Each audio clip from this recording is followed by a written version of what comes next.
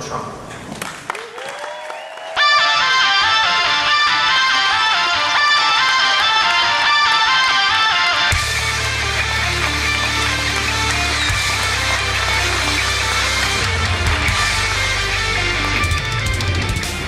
A few years ago, I read about a single mother facing homelessness whose child care arrangement failed her the morning of a final job interview. Out of options, she made the tragic choice to leave her young children in a hot car while she attempted to secure the job in order to better the life of her family. She returned to the parking lot following the interview to find her vehicle surrounded by the police. Her children had been hospitalized, and she was jailed and charged with felony child abuse. As I traveled around the country with my father, stories about the hardships caused by our existing child care system, one that is too expensive, too outdated, and too inaccessible, come up time and time again. Just last week, I spoke with a military spouse who recounted the vicious cycle responsible for holding so many American families back economically. She relayed to me the frustration I've heard all too often of not being able to work and bring home a second income because she can't afford quality and reliable childcare. Stories like these go straight to my heart, and they've fueled my belief that there has to be a better way. I have 3 young children myself, and I'm grateful daily for the means to pursue 2 of my dreams, being a mother and investing in a career that fulfills me. I recognize that far too few women can say the same for themselves, and that I am more fortunate than most. This must change. As a society, we need to create policies that champion all parents, enabling the American family to thrive. My dad agrees, and he's in a very unique position to do something about this problem and the numerous other problems facing tens of millions of parents and caregivers across our country.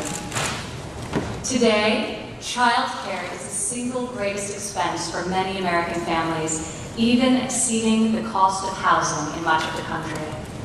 It's depleting the hard-earned savings of men and women across our nation, and it's at the root of wage inequality by disproportionately affecting women. The federal policies that are in place to benefit families were written more than 65 years ago to serve a primarily male workforce that no longer exists. Dual-income families were not the norm in 1949 when the current tax code provisions regarding families were established. Today, however, women represent 47% of the U.S. labor force, and in almost 2/3 of married couples, both spouses work outside of the home. 70% of mothers with children at home also work in a professional capacity, and 64% of these moms have kids aged 6 and under. The number of households led by single mothers has doubled in the last 30 years. And approximately 2/3 of these women work in low-wage jobs that offer neither flexibility nor benefits. My father has created a plan that is designed to bring relief and to provide working parents with options so that they can make the decisions that are in the best interest of their families. Safe, affordable, high-quality childcare should not be the luxury of a fortunate few. Historically, this has not been an area that has received nearly as much attention in the policy world as it deserves. While there are systems in place for older children, hardly any intellectual energy has been devoted to addressing the needs of families with children from birth to 4 years old. In particular, little focus has been put on determining how best to alleviate the enormous financial burdens childcare places on low-income and middle-income families. At the same time, the United States is the only industrialized nation in the world that does not provide new mothers with paid maternity leave. My father's policy will give paid leave to mothers whose employers are among the almost 90% of U.S. businesses that currently do not offer this benefit. This is a reform that is of critical value and long overdue. My father's plan also recognizes and supports the many women who may not be mothers, but who have left paying jobs to provide care for elderly dependents. This is another example of people who have been routinely ignored by federal policies. Having employed and empowered thousands of women at every level of his company throughout his entire career, my father understands the needs of the modern workforce and is offering a new and innovative solution where others have not. My father's plan also acknowledges the vital contribution of stay-at-home moms and parents, fathers and mothers, who will ensure that they too will receive these new tax benefits. Raising children full-time is one of the hardest jobs anyone can do, and it's essential that our policies recognize and honor that reality. As an employer, a mother, and a woman who works, both inside and outside the home, these are topics I consider of critical importance. The policy my father is about to outline is one that I am proud to have helped conceptualize, and ensuring its enactment will be one of my top priorities when he's elected come November.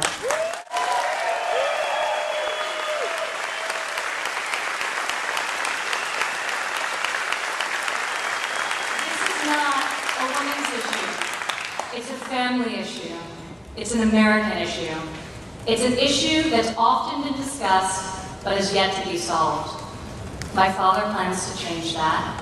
And now he will tell you how. Admiration and respect great admiration that I and introduce respect to you our next president and my father, Donald J. Trump.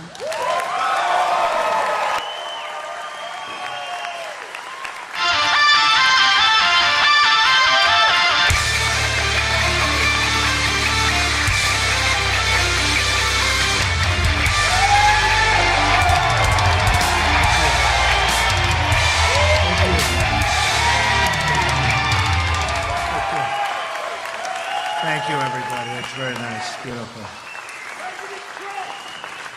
Thank you very much. And I want to applaud my daughter, Ivanka, for her work and leadership on this issue. She has been working very hard.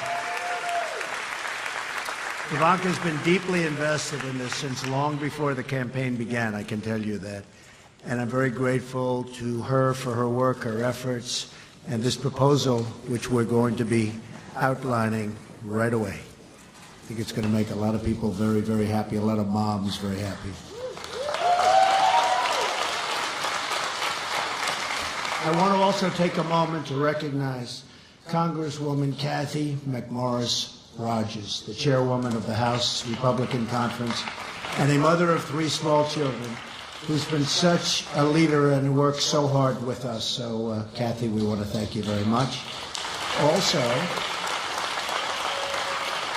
we're joined tonight by some amazing members of Congress in our audience. Congresswomen Blackburn, Loomis, Black, Hartzler, and Elmers. Come on up here. Just come on up here. Come on. They worked so hard on this. Come on up.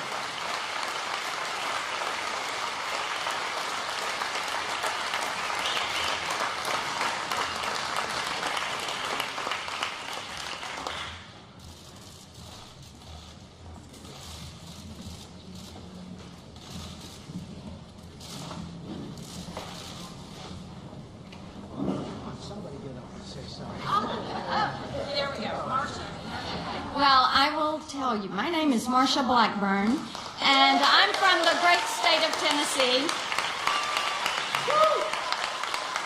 And I want to say thank you to all of you for the warm reception that you have given to us. And I want to say a special thank you to Mr. Trump. Focusing on the issues that affect working women is something that is vitally important to each of us standing on this stage. We come from a variety of backgrounds.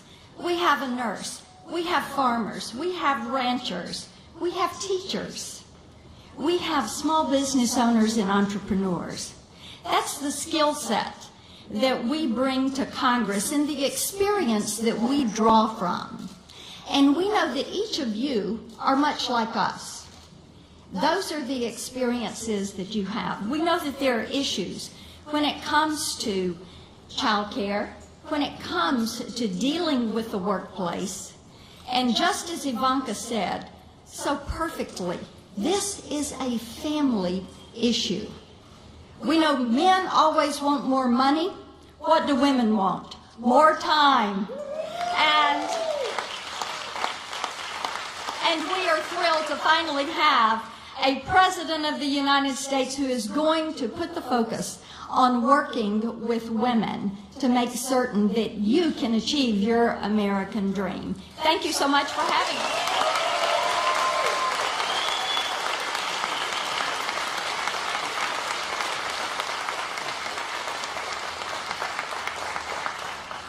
Thank you very much. And Mayor Giuliani, please stand up. Rudy Giuliani.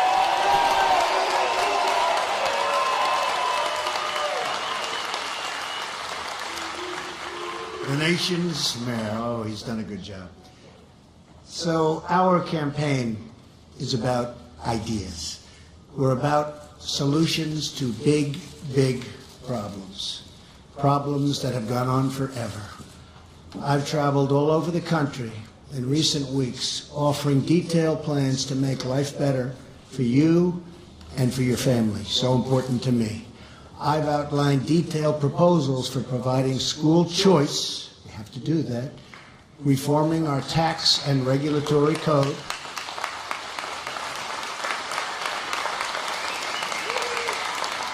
lifting restrictions on American energy, rebuilding our military, changing our foreign policy, fixing our immigration, so important, and keeping our country safe.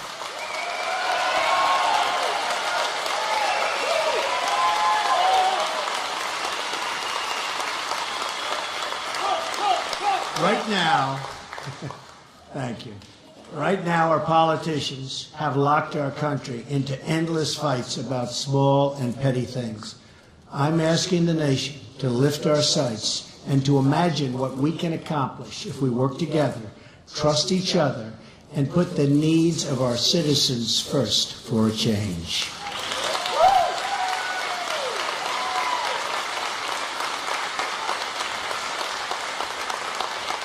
We must break our ties with the failed and bitter politics and policies of the past and pursue a future where every American is honored, and I mean really honored and respected.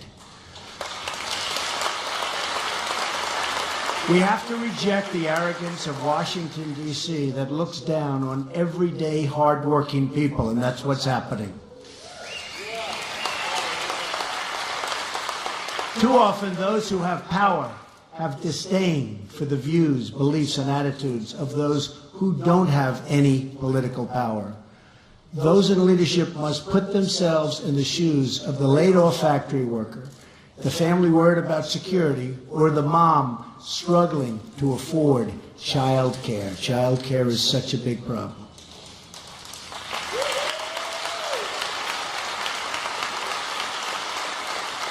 And we're going to solve that problem. That means we need working mothers to be fairly compensated for their work and have access to affordable, quality child care for their kids. That's what we're doing. We want higher pay, better wages, and a growing economy for everyone.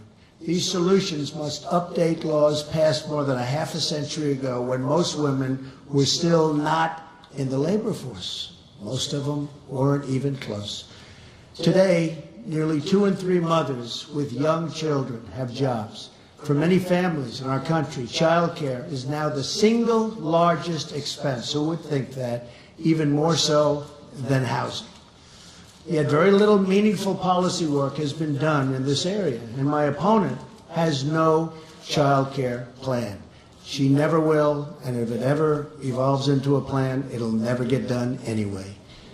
All talk, no action.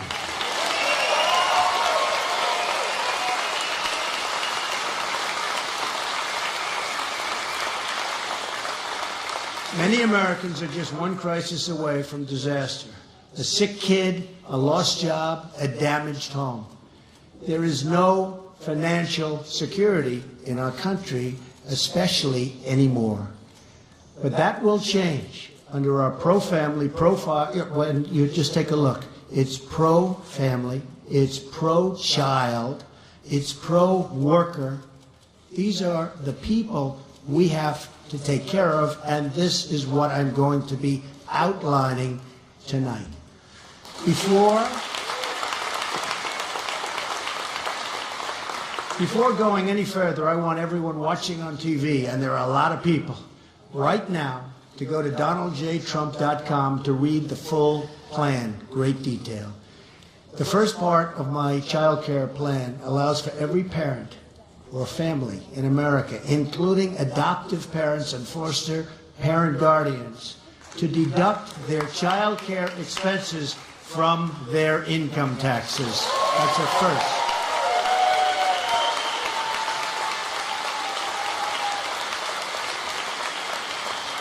I see the women who I just met in the front row are very happy about that.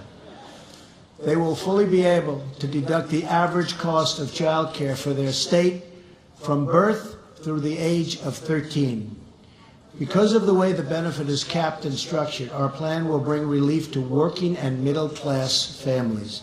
The deduction also applies to elder care, capped at $5,000 deduction per year, $5,000 deduction. Importantly, our policy also supports mothers who choose to stay at home and honors and recognizes their incredible contributions to their families and to our society.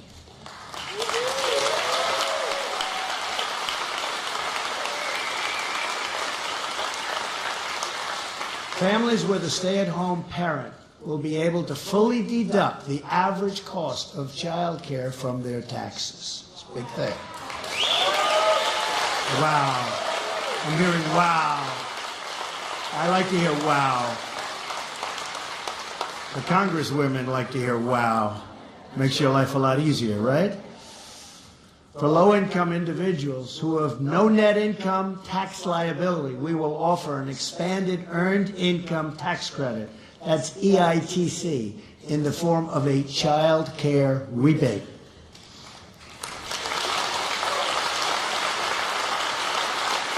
Working parents can get an expanded EITC benefit that equals up to half of their total payroll tax, a major relief for low-income parents. Low-income parents have it tougher than anybody. This translates to as much as an extra $1,200 in EITC benefits for working families. Next, our plan allows every parent in America to open up a dependent care savings account. Families can contribute up to $2,000 a year to these accounts, completely tax-free.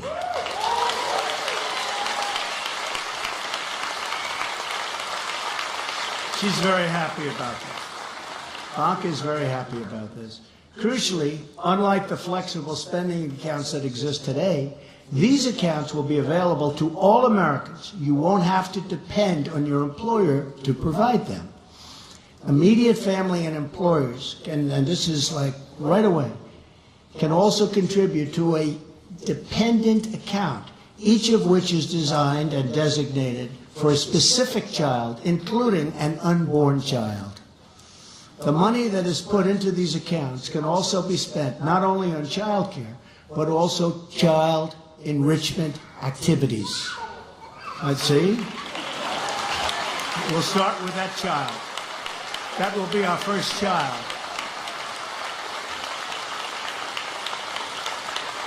That's cute. Additionally, the funds in these accounts do not expire at the end of the year. They don't revert to employers or to the Treasury. Instead, the funds roll over so that while only $2,000 can be contributed each year, unspent sums can accumulate and create substantial savings, tremendous savings, actually. These savings can be used by parents to help give their kids school choice and will thus contribute to the school choice reforms I outlined last week. A lot of good outlines last week on schools, and really popular, I will tell you. The funds will remain in the account until the age of 18. Whatever still remains at that time can be used to help offset the cost of higher education for your child.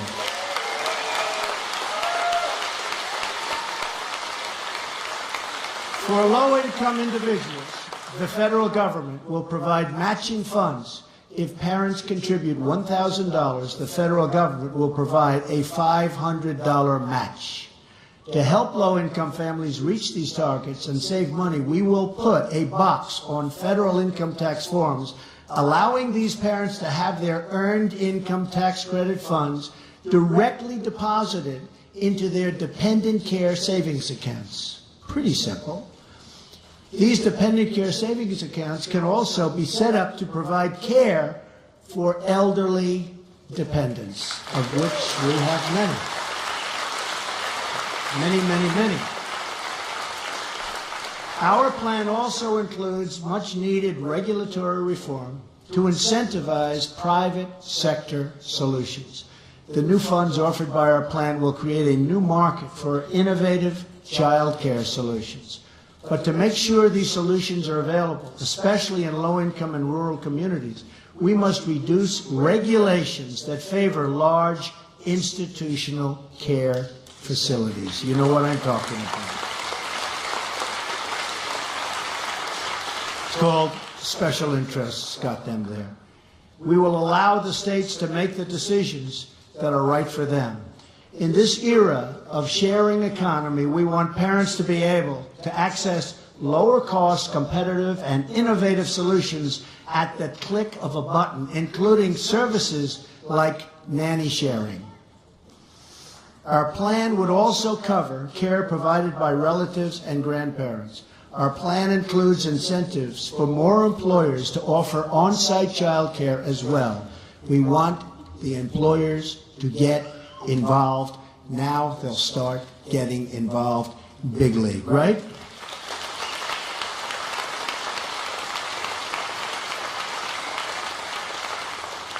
And you'll start liking your employer a lot more. That's one of the benefits. This can often be a good solution for many working parents and can save them up to 30 minutes in commute time. It's a lot. Currently, only 7% of employers provide these services, not very much. Our plan will expand tax deductions for employers, allow companies to pool resources to provide shared, and this is, I think, so important, provide shared child care services, and remove needless requirements that have prevented employers from using the credit. The requirements are so onerous that they never get to use it, even though in many cases they would like to. Finally, our plan offers a crucial safety net for working mothers whose employers do not provide paid maternity leave. This solution will receive strong bipartisan support. Do you agree with that? Do you think? When you go to the other side, they'll be okay? I'm hearing they will be. We'll get them to be okay, right? And we'll be completely self-financing. I think you will. You'll have bipartisan support. By recapturing fraud and improper payments in the unemployment insurance program, we can provide 6 weeks of paid maternity leave to any mother with a newborn child whose employer does not provide the benefit.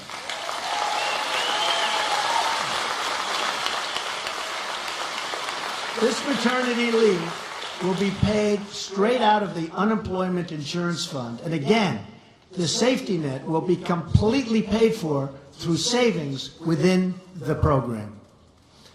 There are more reforms and solutions in our child care plan, and you can review them all on the website.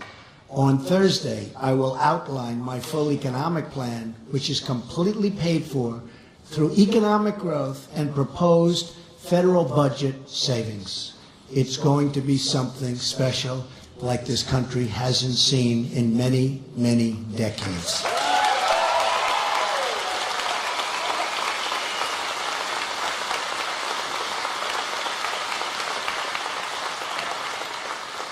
Together, our tax, trade, regulatory, and energy policies will add trillions and trillions of dollars in new deficit-lowering growth. These are the kinds of solutions I want to bring to the White House as your president. It's time to free ourselves from the baskets that politicians try to put us into and always have put us into, and instead to work together. And I think you know what I mean. That includes Democrats, Republicans, and all Americans.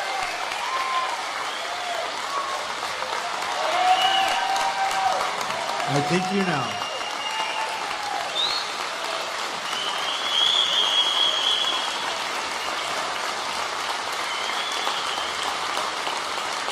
Thank you very much. Thank you. Yeah, I think you know what I'm talking about. Well, my opponent slanders you as deplorable and irredeemable. I call you hard-working American patriots who love your country, love your family, and want a better future for all Americans.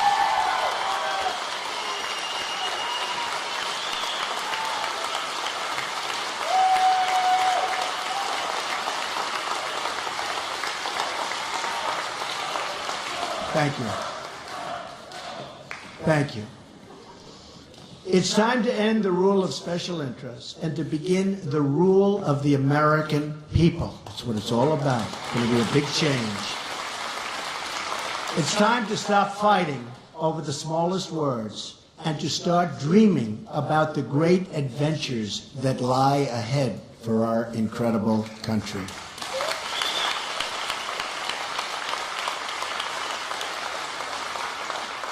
It's time to start believing in America again. Together, I promise you, together, we will make our country strong again. We will make our country prosperous again. We will make our country great again, greater than ever before. Thank you. Thank you very much. God bless you. Thank you very much. Thank you. Thank you. And Ivanka, thank you. Congresswoman, thank you very much.